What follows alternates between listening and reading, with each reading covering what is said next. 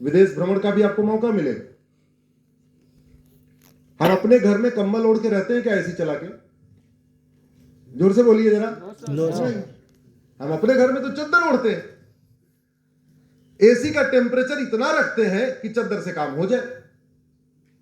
लेकिन नहीं, चूंकि करप्शन करना है तो सबसे पहले ट्रेन के टेम्परेचर को डाउन किया जाएगा, उसको 18-20 कर दिया जाएगा जिससे आपको ठंडी लगनी शुरू हो जाए, और फिर आपको कंबल दिया जाएगा, कंबल ओढ़ के सो जाओ। आपने कभी सोचा ही नहीं ये डिजाइन हो क्यों रही है? ये डिजाइन इसलिए हो रही है, सामान्यतया ये जो खरीदारी होती है इसमें 20% के आसपास होता है। अब चद्दर मिलता है 200 रुपए का, तो 200 रुपए का 20% कितना हुआ? 40 रुपए। कंबल मिलता है 1000 रुपए का, तो कंबल का 20% कितना हुआ? जोर से बोलो भाई, IIT लो। हाँ, आपके अंग्रेजी मैथ हमसे अच्छी है, हम तो भूल गए, बहुत पुराना हम पढ़े थे। दूसरा, चद्दर की धुलाई 10 रुपए, तो 10 रुपए का 20% कितना हुआ? कंबल की धुलाई 100 रुपए, उसका 20% कितना हुआ? 20। तो कैसे, आप जरा सोचिए, पहले ट्रेन का टेम्परेचर डाउन किया जा रहा है, उसके चक्कर में बिजली खर्च हो रही है। अब वो जो बिजली खर्च हो रही है तो बिजली ज्यादा बनाना पड़ रहा है, ज्यादा बनाना पड़ रहा है, उसका बर्डन भी आपके ऊपर आएगा। अल्टीमेटली ट्रेन का टिकट का तो आपसे लेना है ना, उसके बदले फिर आपको कंबल दिया जा रहा है, फिर आपसे वसूली हो रही है। इसको कहते हैं करप्शन बाय डिजाइन। डिजाइन किया गया, लेकिन चूंकि जनता सोच ही नहीं रही है तो क्या फर्क पड़ता है, ऐसे विषयों पे जा ही नहीं रही। दूसरा, अगर आप प्राइवेट बिल्डर से कोई मकान लीजिए, फ्लैट आप ले लीजिए, वो सीधे व्हाइट वॉश करा के दे दीजिएगा, जाइए पर्दा लगाइए, एसी लगाइए, रहना शुरू। कोई तोड़फोड़ कराना पड़ता है क्या? अगर ठीक ठाक बिल्डर हो तो नहीं, सीधे अपना पूजा किया, गृह प्रवेश शुरू। अब आप सरकारी फ्लैट लो,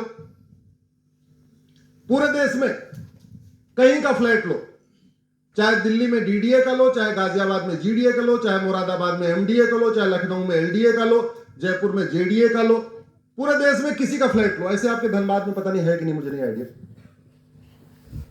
आप अगर वो फ्लैट खरीदोगे तो बिना तोड़ फोड़ किए आप उसमें रह ही नहीं सकते। जानते हैं क्यों? क्योंकि या तो उसकी ड्राइंग रूम की लंबाई बढ़ा दी जाएगी या चौड़ाई बढ़ा दी जाएगी, या तो बालकनी पतली कर दी जाएगी, एक्सेस पतली या एक्सेस चौड़ी। किचन या तो एक्सेस बड़ा। ज्यादा गंभीर मत होना भाई, थोड़ा लाइट से रखना। सर आप लोग बताइए जो पुराने यहां पे बैठे हैं, 1990 के पहले मुझे कोचिंग बताइए, आपके धनबाद में कोई कोचिंग थी क्या? थी? अच्छा, आप में से जो लोग IIT कर रहे हैं, कोई एक आदमी बताइए जो बिना कोचिंग क्वालिफाई किया है क्या कोई इसमें? नहीं। 1990 में प्रयागराज जो एजुकेशन का हब था, आज भी हब है, मैं वहीं का रहने वाला, उस समय पहली कोचिंग खुली थी 1990 में। ऐसा नहीं कि पहले IIT नहीं थे, पहले BHU था, रुड़की था, IIT कानपुर था, HBTI था, मदन मोहन था। हाँ, इंजीनियरिंग कॉलेज कम थे लेकिन थे। हम लोगों का तो जब एडमिशन हो गया तब पता चला कि अच्छे प्रयागराज में कोचिंग भी थी। हम थोड़ा गांव के रहने वाले, दूर के हैं, वहां से 30-35 किलोमीटर दूर। बाद में पता चला प्रयाग आने के बाद कि यहां इंजीनियरिंग की कोचिंग है, जहां लोग इंजीनियरिंग की कोचिंग करते हैं, और वो पहली कोचिंग खुली थी, उसका नाम था कृष्णा कोचिंग, मुझे याद है आज तक। आप ये बताओ, जब पहले लोग बिना कोचिंग के IAS बन जाते थे, PCS बन जाते थे, इंजीनियर बन जाते थे, डॉक्टर बन जाते थे, साइंटिस्ट बन जाते थे, इसरो में चले जाते थे, आज ऐसा क्या हो गया कि बिना कोचिंग के एडमिशन ही नहीं हो रहा? बिना कोचिंग किए इंजीनियरिंग में एडमिशन नहीं हो रहा, बिना कोचिंग किए MBBS में, नीट में क्वालिफाई नहीं कर पा रहा है बच्चा, बिना कोचिंग किए IAS नहीं क्वालिफाई कर पा रहा, बिना कोचिंग किए आजकल क्लैट भी नहीं क्वालिफाई कर पा रहा। क्यों? इसको कहते हैं करप्शन बाय डिजाइन। जो पढ़ाया जाता है वो पूछा नहीं जाता, और जो पूछा जाता है वो पढ़ाया नहीं जाता। तो आपकी मजबूरी है कोचिंग करना। ये सिस्टम बना दिया गया थोड़ा सा, इसमें 5 लाख करोड़ का कोचिंग का बिजनेस चल रहा है। 1-2 रुपए का नहीं, 5 लाख करोड़ का। इसको कहते हैं करप्शन बाय डिजाइन। ऐसी व्यवस्था बना दो कि बिना करप्शन के, बाकी तो छोड़ो। 75 साल बीत गए, भारत का कोई जिला करप्शन फ्री है क्या? कोई थाना करप्शन फ्री है क्या? कोई तहसील करप्शन फ्री है क्या? कोई डिपार्टमेंट करप्शन फ्री है क्या? भारत का टोटल बजट 75 लाख करोड़ का है। 75 लाख करोड़ का 20% लगभग एवरेज, यानी 15 लाख करोड़ रुपए हर साल करप्शन में चला जाता है। 15 लाख करोड़।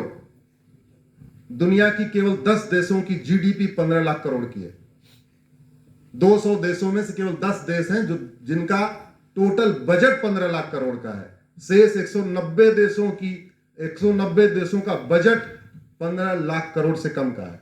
हमारे देश में हर साल 15 लाख करोड़ घूसखोरी, कमीशनखोरी, दलाली में चला जाता है।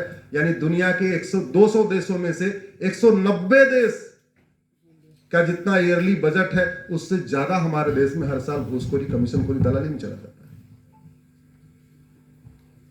और जितनी हमारी नेशनल थ्रेट्स हैं, जितने हमारे देश में इल्लीगल एक्ट हो रहे हैं, ये सारे करप्शन के कारण हो रहे हैं। करप्शन खत्म, माओवाद खत्म। करप्शन खत्म, नक्सलवाद खत्म। करप्शन खत्म, अलगाववाद बहुत हद तक खत्म। करप्शन खत्म, धर्मांतरण 90% खत्म। ये और याद रखिए, जितनी बातें आपके सामने कह रहा हूं, ये सब बातें मैं सुप्रीम कोर्ट या हाई कोर्ट में एफिडेविट पे देता हूं, ये दे चुका हूं। कोई बात मैं ऐसे रेटोरिक नहीं करता। मैंने 2017 में पीआईएल फाइल किया था कि भारत में 5 करोड़ घुसपैठिए आ चुके हैं। 5 करोड़ घुसपैठिए का मतलब ऑस्ट्रेलिया की जनसंख्या 2 करोड़ है, यानी ऑस्ट्रेलिया के 2.5 गुना भारत में घुसपैठिए रहते हैं। और ऑस्ट्रेलिया का एग्जांपल इसलिए दिया क्योंकि ऑस्ट्रेलिया का एरिया हमसे 2.5 गुना ज्यादा है। ऑस्ट्रेलिया का क्षेत्रफल हमसे 2.5 गुना ज्यादा है। ऑस्ट्रेलिया की पॉपुलेशन 2 करोड़ है। हमारे देश में ऑस्ट्रेलिया के 2.5 गुना भारत में घुसपैठिए रहते हैं। कनाडा का क्षेत्रफल हमसे 3 गुना ज्यादा है। कनाडा की पॉपुलेशन 4 करोड़ की है और हमारे देश में 5 करोड़ से ज्यादा घुसपैठिए रहते हैं। हम अपने लोगों को तो रोजगार नहीं दे पा रहे, अपने लोगों की रोटी कपड़ा मकान की व्यवस्था नहीं कर पा रहे, और हमने घुसपैठियों को पाल रखा है। अल्टीमेटली हमारे हिस्से का तो रोटी कपड़ा मकान पानी जा रहा है कि नहीं जा रहा है? ये घुसपैठ चाइना में क्यों नहीं होती? ये घुट सिंगापुर में क्यों नहीं होती? अमेरिका में क्यों नहीं होती? बाकी तो छोड़ो, बगल पड़ोसी दुबई में क्यों नहीं होती? आज तक आपने कभी सुना कोई आदमी अवैध रूप से दुबई में घुस गया? सुना क्या? किसी अरब देश में आपने सुना कोई अवैध रूप से एंट्री कर गया? ये सारा समस्या भारत में क्यों है? क्योंकि जिस खेत में बाढ़ नहीं होती, वहां अवैध जानवर पूरी फसल को चौपट कर देते हैं।